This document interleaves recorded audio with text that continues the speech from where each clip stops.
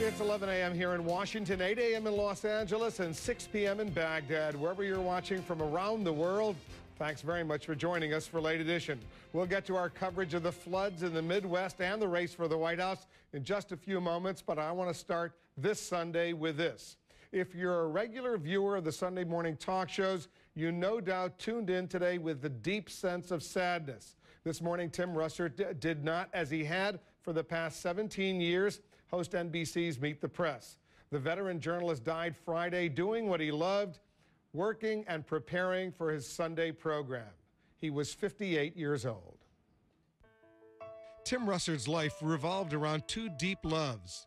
First was his family, his parents, his wife, his son, the friends and relatives who molded his character as a young man growing up Catholic in Buffalo, New York. There's no place I'd rather be than be on the front lines of journalism. His second love was politics. He began in the political front lines, working for the election campaigns of legendary politicians Daniel Patrick Moynihan and Mario Cuomo. CNN senior political analyst Bill Schneider remembers when they worked together on Capitol Hill 30 years ago. I think it was an Irish gene. He could figure out the interests of everyone in the room, and he knew how to deal with them. That was brilliant. After almost a decade of practicing politics, he turned to covering politics in 1984 when he joined NBC News and a few years later was named Washington bureau chief. This is Meet the Press with Tim Russert. But most will remember him in this chair as the host of NBC's Meet the Press. He raised the Sunday morning talk show to a new level, combining his deep knowledge of politics with a willingness to probe and challenge his guests, continuing what he described as a mission. Learn as much as you can about your guest and his and her position on the issue. Take the other side. Be persistent, but be polite. He played key roles on other NBC shows. He always worked to make politics as clear to the viewers as it was to him. It was something he said came from his father, Big Russ. When I first took over the show, he said, pretend you're talking to me.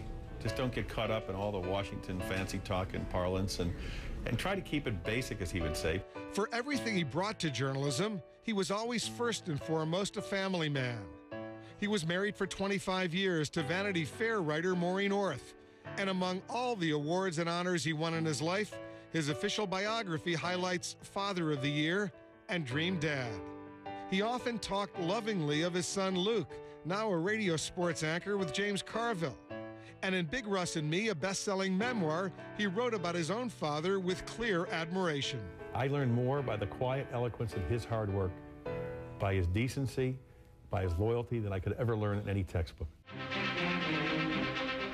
I'm Tom Brokaw, NBC News, and it is my sad duty to report this afternoon that my friend and colleague, Tim Russert, the moderator of Meet the Press and NBC's Washington bureau chief, collapsed and died early this afternoon. When the news broke of his death, words of praise came in from the journalists who competed with him and the people he covered.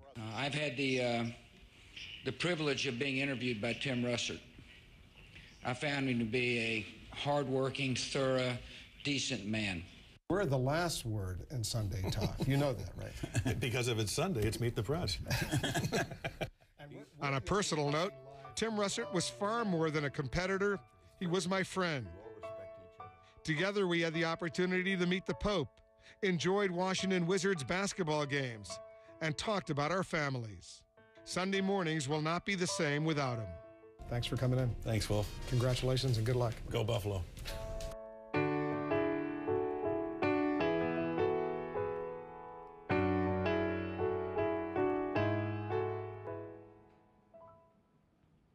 And we're going to have many more remembrances of Tim Russert throughout our program today. But right now, we want to turn to a very important story. We're following massive flooding